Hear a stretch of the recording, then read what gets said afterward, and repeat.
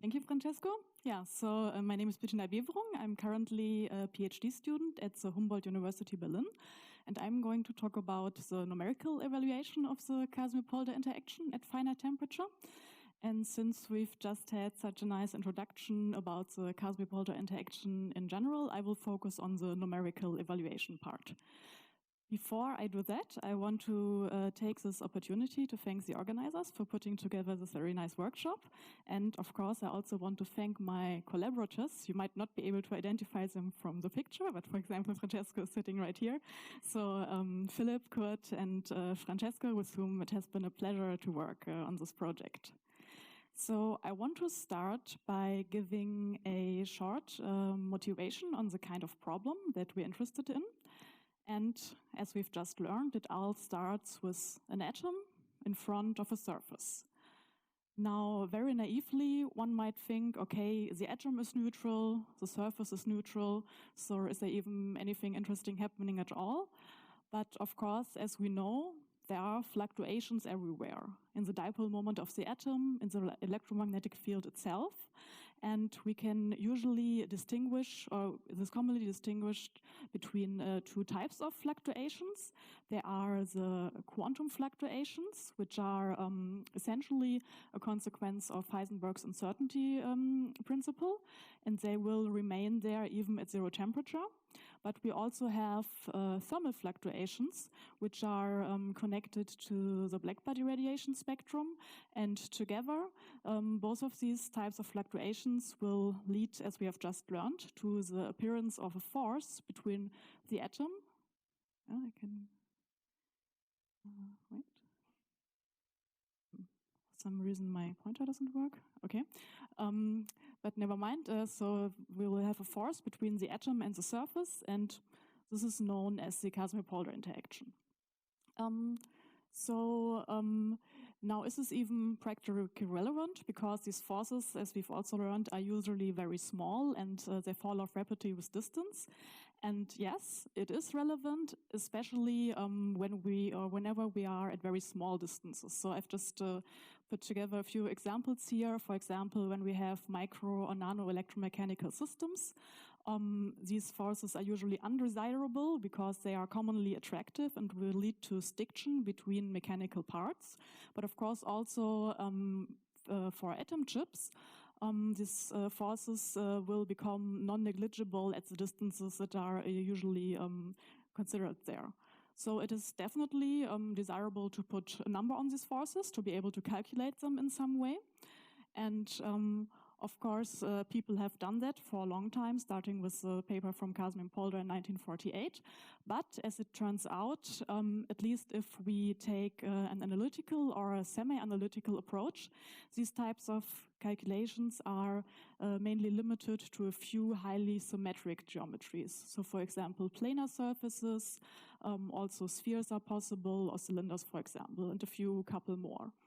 But especially coming maybe from an experimental point of view, we would want to be able to calculate these interactions also in more general configurations and for more complex geometries. So now it might not be surprising that it turns out, since these forces are intimately connected to the fluctuations of the electromagnetic field, that one will usually use some sort of electromagnetic simulation tool in order to do that. And there are existing approaches, mainly pioneered by Stephen Johnson's group at MIT, where they have focused on doing Casimir calculations, so interactions, these fluctuation-induced interactions between extended objects. And there are two examples where they've used that. One method is based on the finite difference time domain method, which is implemented in the so-called MEEP open source framework. And there's also another approach which is based on the boundary element method, which is also an open source framework, which is a C++ project called SCUF-EM. Now here we propose to use a different approach where for now we've decided to focus on Casimir-Polder, but extensions to Casimir calculations are also possible, which is based on the so-called might not mean much to you right now, but I will explain a little bit, so-called discontinuous Galerkin time domain method. And I will not, and we think this will have advantages also over the other methods, at least for certain types of problems. So I will not be able to go into too much detail how it works in detail, but to give you a few ideas. So what it does is for the spatial discretization, so how you actually model the geometry that you're interested in, it is a finite-element-based method, and this has the advantage that you can use unstructured meshes, which allow for a more natural incorporation of curved surfaces, for example, than finite difference-based method, where you are always restricted to discretize on a regular grid. Also, since it's a time domain method, we have the ability to excite several frequencies at once. So it's particularly because you can, in principle, have an arbitrarily shaped pulse. And so it's particularly suitable if you want to have broadband calculations, which will also become relevant later. Also, as a technical detail, can be very easily parallelized. And we have a broad catalog of different material models, also, for example, non-local material models available. One thing that's especially nice in terms when you think about accuracy of the calculation. So if you look at this, is it the pointer? Ah, yeah. Okay, I'll take this one.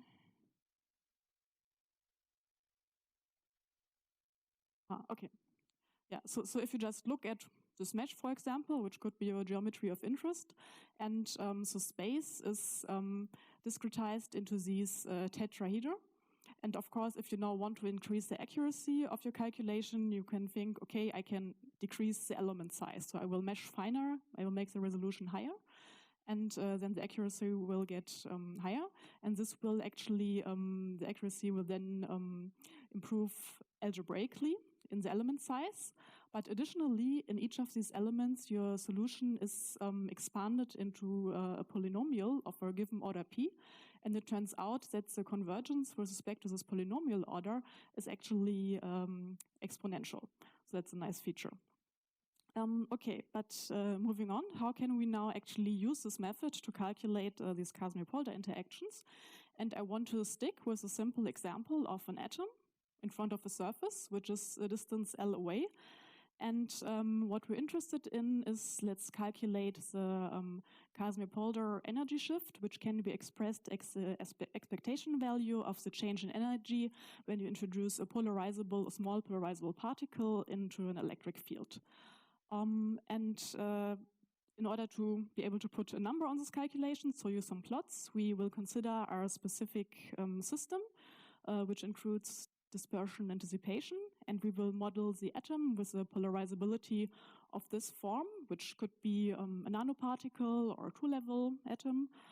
And we will use for the surface for now a local dipole of this form, and as parameters we will use rubidium, which has main transition frequency about 1.6 electron volt, and we'll use gold, which has plasma frequency of about 9 electron volt. Okay, so now this is one of the geometries where you can do a semi-analytical calculation, and we will actually use that as a reference for our numerical calculation later. And what you get when you look at the distance dependence of this interaction energy is something like this. So it's maybe not surprising, if you're closer to the surface, the interaction is larger. And then it's always, so this potential is always negative, so at least in this configuration it will always be an attractive force. It has, as we've also just learned, a characteristic distance dependence, which you cannot really see in this plot here, but you can see it much better if we now do a log-log plot. So let me show you this. So what you can see here is, again, the free energy at different temperatures for different distances from the atom above the surface. And if we maybe only look, and it's actually normalized here by the the asymptote for small distances. So for small distances, the energy will scale as 1 over distance cubed, as we also just learned. So that's why you get almost a straight line here when you go to smaller distances. And then if you go above, this is the main atomic transition wavelength of the rubidium atom in this case. Below this, you are in the non-retarded limit. And above this, you will see that the power law actually changes, and it goes at 1 over to the distance to the 4th power. And for the zero temperature calculation, it just stays that way. But we can see that if you go to finite temperatures, it changes again in the qualitative behavior, and we get a 1 over distance to the cubed dependence again. And now the goal for the numerical simulation is to just reproduce this plot, but do it with a numerical simulation in order to see that our method works before we can go on to more complicated problems maybe. Okay, so how can we do that? I will skip almost all the details. So this is a quantity that we want to calculate.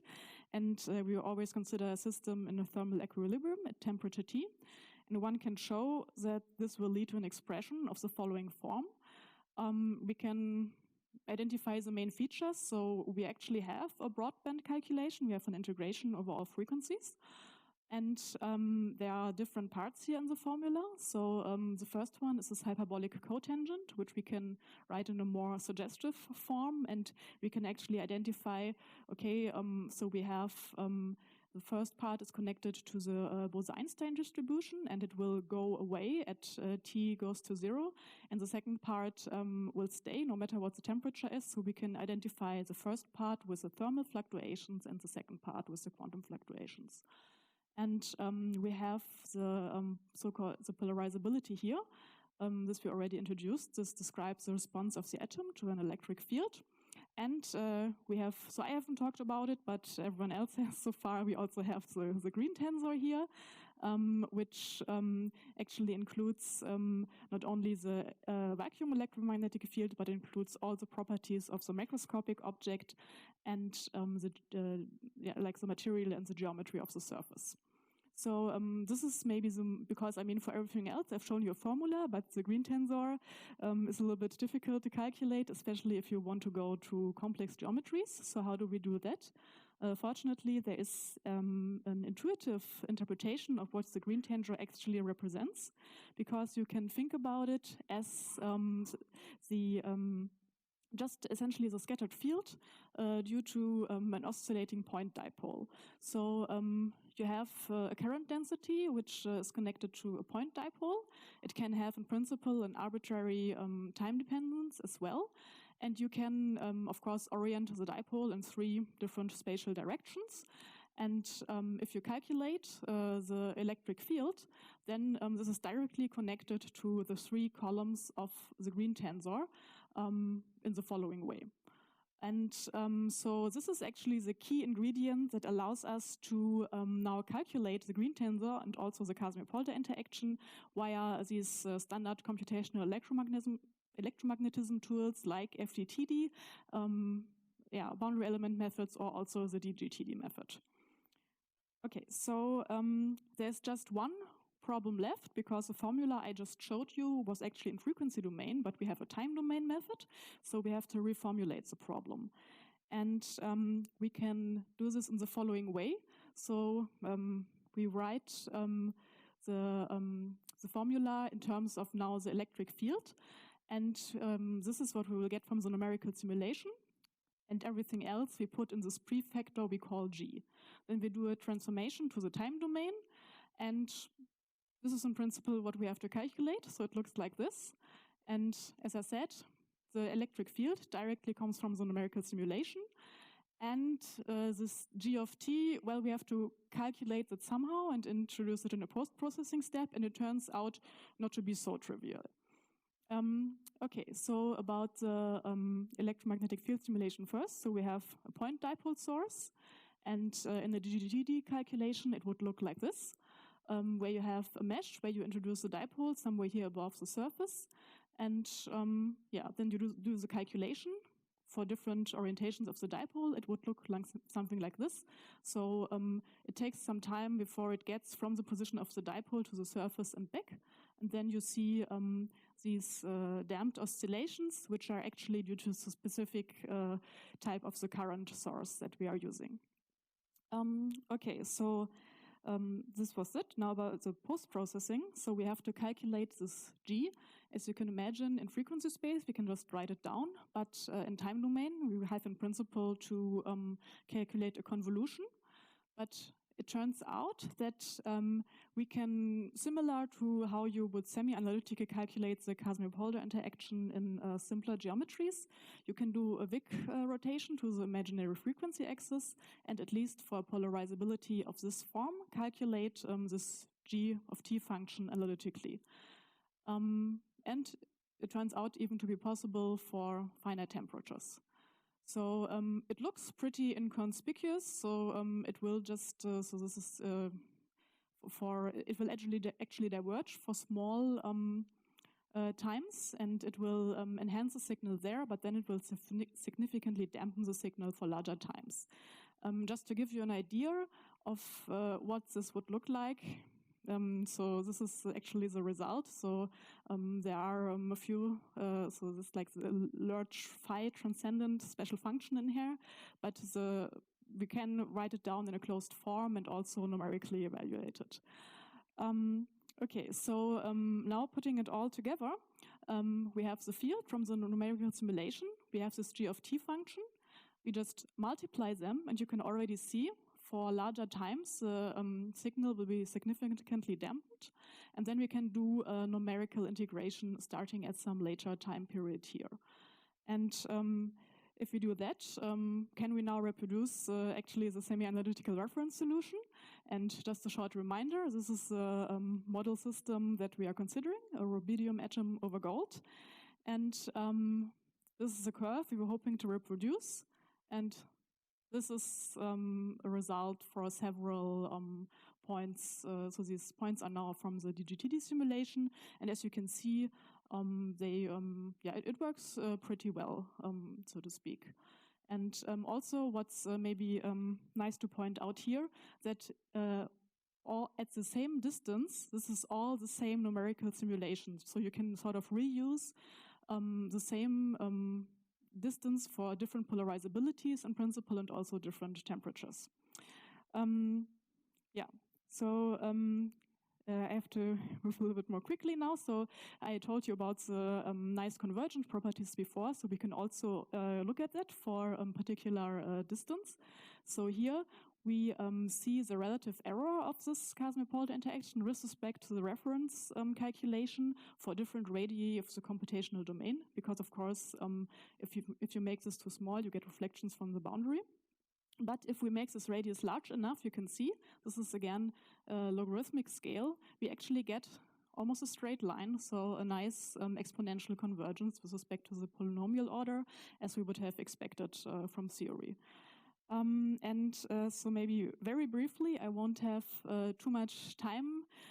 So we've also looked now at a more interesting geometry, probably, but this is all still at zero temperature for now, where we looked at a wedge made of a non-local material model, and with an anisotropic polarizability, where you would expect to be a repulsive force if you consider the atom on a trajectory fixed along this direction. And there you can actually see you have, so this is for different distances,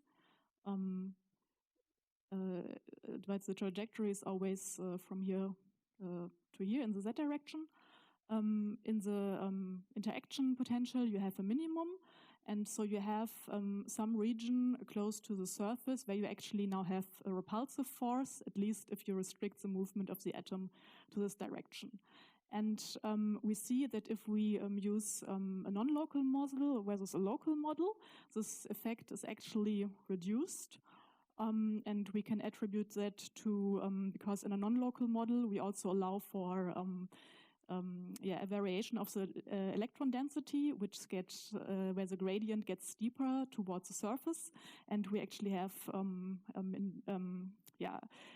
effective longer distance. Okay, so to sum up, we've introduced an alternative way to model Casimir-Polder interactions for, in principle, arbitrary geometries with different material models, also at finite temperatures. We have a good agreement for this half-space geometry, which we can also solve analytically. And we can do a high accuracy calculation, and it's also nice that we can, in principle, reuse different simulation points to account for different atom species and different temperatures all at once. So that was it. Thank you much for your attention.